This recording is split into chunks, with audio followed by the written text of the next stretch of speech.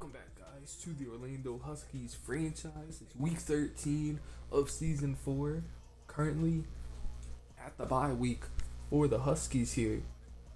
And we'll go over some player negotiations, playoff picture, scouting, and some stats in this video here. Let's begin with the playoff picture. And as you can see, the Orlando Huskies are the 7th seed in the AFC right now. Very exciting stuff for the Huskies. They've been a little inconsistent this season, but playing well recently, enough to earn a playoff spot as of right now. And we'll go over some stats to begin, some awards, everything like that. Josh, 2,700 yards on the season, 20 touchdowns, 9 interceptions, 55% completion percentage, 93 pass rating. Only sacked 21 times, which is huge. Rushing, Drew Stevens, 142 yards, or 142 attempts, 102 yards away from 1,000 already, 10 touchdowns and no fumbles. Josh also pretty nice on the ground, 36 attempts, 251 yards, 3 touchdowns on the season. A couple touchdowns for some backup running backs, but nothing too crazy. Receiving, Hunter leads the team in receiving yards once again. 54 receptions for 850 yards and 5 touchdowns. Jason Blacklock, 36 catches, 612 yards and 5 touchdowns.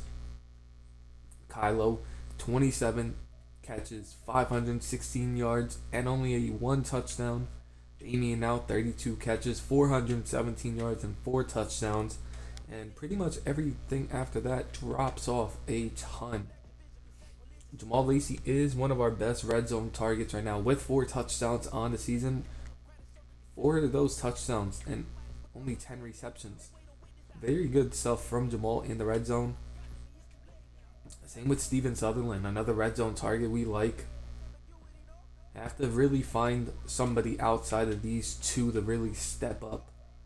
And Kylo's kind of had a couple games here and there, but he's also had a couple bad games. Same with Damian. Blocking so far this season, pretty good. 6 sacks allowed from Frank Webster, a little high. Same with Jaleel Dunlap. But overall, solid offense line that's getting Kevin Spence back.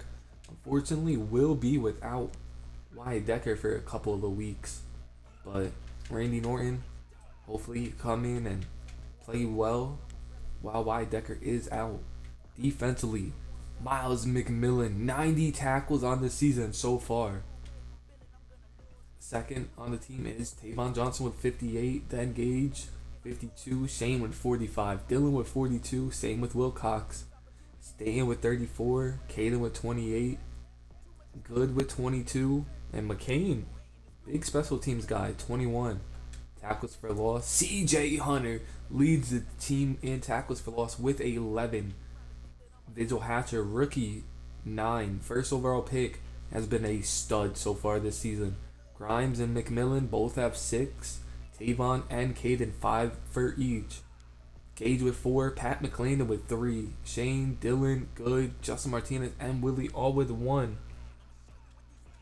And sacks, CJ leads the team in sacks with 7. 4.5 for Vigil, 3 for Pat McClendon, 2.5 for Caden, 2 for Grimes, 1.5 for Tavon Johnson, 1 for Good, and a half a sack for McMillan and Gage. Picks, 2 for Dylan, 1 for Good, 1 for McMillan, 1 for Shane, and 1 for Stan. One team this team has to get better on is actually catching the football, catching picks, turning those deflections into turnovers for us. As Dylan has 5 deflections, Steven has 3, Justin Martinez with 2, McMillan, Shane, Grimes, Tavon, Gage, and Javon Young all with 1. Forced fumbles. Tavon Johnson back punching the ball out this season with 4 forced fumbles. Justin Martinez, Grimes, Wilcox, and Miles Franklin all with 1. But we've only recovered 3 of those. CJ Hunter with the fumble 6, Javon Young with 1, and Shane with 1. We'll go over some yearly awards halfway through this season.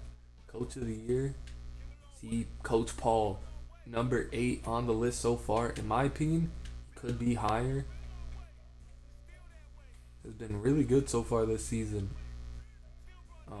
MVP Larry Lamb back at number 1. See Josh all the way down at 10. A little bit of a drop off, but has good numbers. See if he could get back into the race. Offensive Player of the Year. No, Drew Stevens sneaks in there at 10. But nobody else in there for the Huskies. Defensive Player of the Year, no Huskies at all. Offensive Rookie of the Year, Steven Sutherland was bouncing around with 10, but not in the list as of right now. Defense Rookie of the Year, Vigil Hatcher, number 1. And if he could win Rookie of the Year, that's a huge award for him. He was brought in as a first team starter and has really lived up to the hype. Best quarterback in the AFC, Josh down there at number 7. Best running back, Drew Stevens at 3. Best receiver, see Hunter Purcell at number 6. Love to see that. First time Hunter's been in this list. Hopefully he could end in it. Best offensive line, no Huskies. Best D-line, CJ Hunter down there at number 8. Best linebackers, no Huskies there, unfortunately. Best DB, once again, no Huskies. Best kicker, Sammy Leak, number 2. We'll look at some stats here. Offensively, the best offense in the league by a yard are the Orlando Huskies. And passing, they lead the league in passing yards too. Rushing, they're high up there as well. Number 6 for the rushing. In points per game, number 2, just behind the Chiefs. As you see, the top 3 are AFC West teams. In a crowded division, best division in the league. Passing touchdowns, Huskies at 2, 1 behind first place. Rushing touchdowns,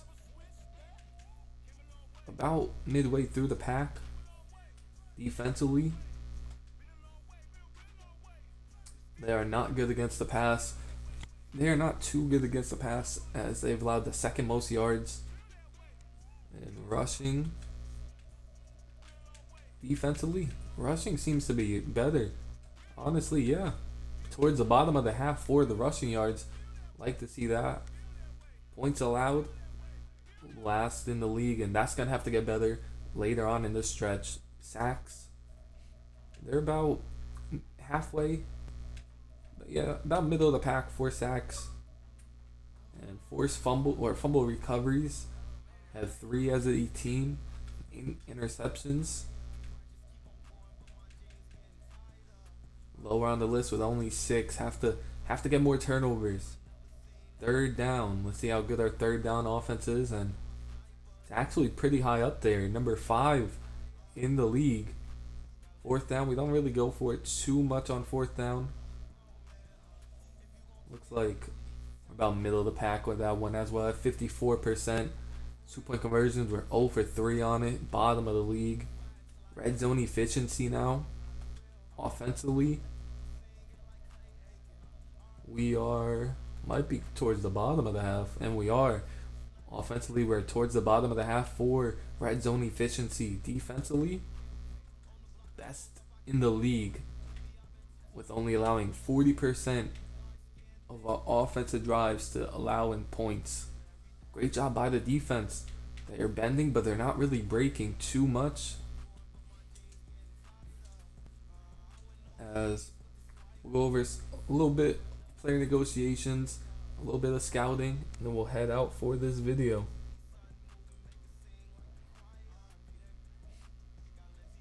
As we've already re-signed a couple of big names and have a couple of big names as well. Russell Wilcox, Kevin Spence, Willie, and a couple backups, Jaleel Dunlap.